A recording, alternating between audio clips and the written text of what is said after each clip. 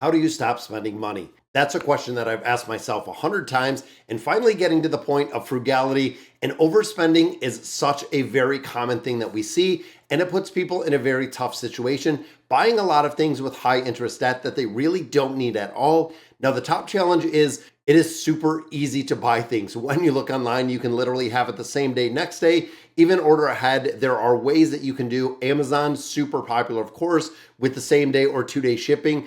But the convenience factor is what makes it incredibly difficult when it comes to wanting to save money.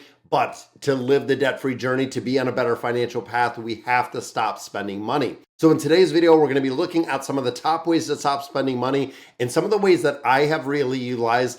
And of course, it makes a big difference when you stop spending. It gives you money and allows you to invest in other things, buy other things. It is really the opportunity cost that you're not putting into one thing. Now, of course, it doesn't mean you can't treat yourself from time to time. Living paycheck to paycheck is something that we really need to break the cycle on. Starting with our first one, learning to wait before purchasing or sleeping on it. This is something about 10 years ago that I really put into a habit. It is mastering self-control. Do you really need the item? When you think, do you need it? Write it down, make a note, look on it, wait at least 24 to 48 hours to decide if you're going to make the purchase or you're not. For a lot of things, you must and have to wait to make the purchase. But like I was saying, with a lot of things, people will rush to buy it for the instant gratification of having it come to their house or know exactly what it is. But does it fall into a need category or does it fall into a want category, which of course is very important? And how much do you really need it? What is going to be the utility of the item you're buying it? Is it something you're going to be using on a day-to-day factor?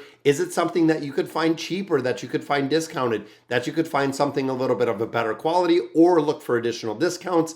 With that 24 to 48 hour cool down, you can really learn to budget successfully and really make more out of it. Do you really need that thing? Now, the second one, figure out where you're overspending too much. Now, this, of course, is the analysis of the spending situation in life and knowing exactly the need and the want to buy. We live in America, me personally, I don't know if you do as well, but overall, overspending is something that we've seen. That's the reason why we have trillions of dollars of credit card debt. It seems to take away some of the stress and really calm a lot of people down. But of course, when it comes to the financial situation, that is where a lot of people do see a lot of stress. And a lot of people don't even realize where the money's going. When I do financial counseling, when I do financial education, we sit down, we break down your statements, we look at where you're spending, where are places that you could cut back or you could eliminate. What are things that you can get cheaper and why are you and where are you spending too much money? In order to stop spending, you have to know at the root cause and know exactly where it's coming. Now, the third one we look at is legitimately track your expenses. This, of course, goes into the budget. I know savings plan, budget, whatever you want to call it, you have to know and understand your expenses. Regardless of who you listen to, what financial guru you're listening to, doesn't make a difference if you have no clue what your monthly income is, if you have no clue exactly where your money is going, it's super easy to overspend. You can put money in. Taking the guesswork out of that means getting a budget and tracking and running the numbers. And of course, for the first couple times, might take you a little bit more time. Once you get into a routine, you'll be very surprised on how far off you are. When we started this, and I've done this before for my master's class, is sitting down and going through and really identifying 3 financial goals that you want to achieve, and then breaking down your budget and seeing financially how you can achieve those goals. Thinking, really writing it down, spending less, having money left over makes a big difference. Again, when you start looking at the savings portion, the emergency fund, when you look at investing, it can really make a big change when you start adjusting your budget. Now, of course, getting every expense can be a little bit tedious, but if you're like me, you might have 1 or 2 places that you actually use spending, a debit card, possibly a credit card. It's very easy to track because you can print out, you can even look online at those statements. Putting into probably an Excel spreadsheet is the old school way that I did it. There are a lot of apps, there's a lot of technology that does all of the tracking for you. But if you just want to write it down, at least for the first, I would challenge you 2 to 3 months, breaking down exactly where you are. Now, of course, this makes a big difference. And number 4, leaving your credit cards at home. So, guys, the difference between these two, when you look at a debit card that is tied to a checking account, and when you look at a credit cards, most people view as not their money. It is a line of credit that they have access to that they can borrow, and they can borrow up to their max. If it's $5, $10, $15,000 on a credit card that they have available, they can go ahead and spend that money without much of a recourse, other than having to make a small monthly payment, which of course we know when you tack on interest is super expensive.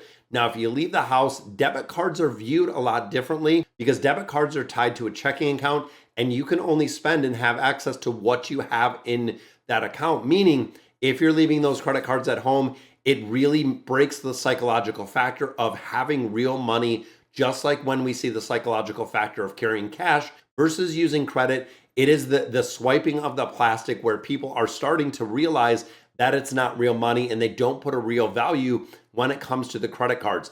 Now, credit cards, again, significantly different than what we see with debit cards. Even when you look at an individual that uses cash versus using credit, just using $100 bills versus using credit itself, they have a tendency to spend about 26% less, which is incredible to think. If you could cut out 26% of your budget by just using cash, that would make a really big difference. Now, of course, I do keep one card as an emergency, kind of as a backup. And then, of course, I use my debit card. I don't like credit cards. I love the rewards. However, if you're not paying off your card in full every single month, then you're paying for your rewards. And guess what? You're paying an exorbitant amount for those rewards. And again, if you're not paying it off, it is not worth it by any means. Now, number 5, avoid the stores or online stores that trigger these impulses. This goes back to the psychological factor. Stores and online stores, we absolutely love the instant dopamine hit when you make a purchase, when you know something's coming in the mail, when you have something to look forward to.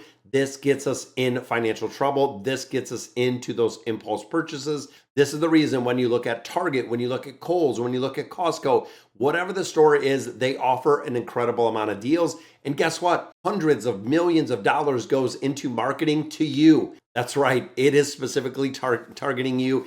If you look at a lot of things, even your browser history, even looking at Google, looking at Chrome, looking at Edge, looking at all of these different browsers, they track your data. They know what you're looking to buy. And of course, they're putting it right in front of you. The online shopping challenge is definitely there. And I really try doing a no spend week. It is a game changer, honestly, when you start doing something like this. So on, let's say, a Sunday, you fill up with gas, you get everything set, you got all your food purchased, you're prepped for the entire week. Then for the next 7 days, you don't buy anything. It will revolutionize. It will change your life. Trust me, I've done this for a multitude of years now. Really going out and not spending anything at all is very difficult to do. Now, next one we look at is creating a savings challenge. This can be a game that you play for yourself. So when you're at a point of, let's say, I need $500 for an emergency fund, we're looking at $1,000. If you keep that goal focused, if you keep that goal in mind, you are 10x more likely to achieve that goal. Put it on a sticky note, stick it on your computer screen, stick it somewhere where you frequently see, and it will really be a reminder that when you're going, let's say, driving to work, stopping at a store, going to Dunkin' Donuts, getting Starbucks, when you start looking at different things, it can revolutionize exactly how you see money, because every dollar that you're spending is taking away from that goal that you do want to achieve. It helps me stop that overspending. And even to this day, I still use sticky notes to really go down and breaking exactly how I want to stop spending and what I want to stop spending on. So 2 more here, guys. Number 1, food. When we stop spending on food, make food at home. It's a lot cheaper. It is really a lot better for you. And it's cheaper. Packing your lunches. I have packed my lunches for about the last decade, which is crazy. Online grocery shopping, I stick to the list. If you're not familiar, and I've talked about this before, if I have a shopping list that has 10 items, I will come home with 10 items or less if they don't have anything. I do not substitute. I know exactly what we're doing. Even if we plan to go out to eat, we budget with how much we're going to spend, exactly what we're doing. Now, we stay away from appetizers. We stay away from drinks because those can be super expensive. And we do buy some stuff in bulk. We meal prep. We do it every single week. And the other one, of course, is clothes. When it comes to clothes, when it comes to deals, I look at the frugality side. I look at really the side of it, which is going to give me a lot more value, what is going to have a lot more utility, not being hip, not being trendy, kind of staying with the staples. It makes it a lot cheaper. This could also be as far as removing those retail apps from your phone, unfollowing clothing brands on social media. You get spammed when it comes to social media with a crazy amount of stuff. And the final one, I'm going to leave you with this: stop spending on your credit cards. Try it. Honestly, try it. If you try putting your credit card, not using it, getting cash instead, even if you try it for a week or two, it is a game changer. Leave the credit cards at home. Using the cash for purchases will make a big difference. Track exactly what you're spending on there. And of course, if this doesn't work, you can always just go cold turkey, not spending money. Now, of course, I know it's not realistic to stop spending money in its entirety forever, but you know what? Your finances will be in a lot better shape, even if you cut down, even if you take literally 1/10 of what we're talking about here, putting more towards your saving, putting more towards those investment accounts, and making sure it feels good when you're starting to hit that spending budget and when you're hitting that goal of actually saving money. All right, guys, so that is going to do it for today's video. Let me know in the comments what you guys think. And as always, thank you guys for watching.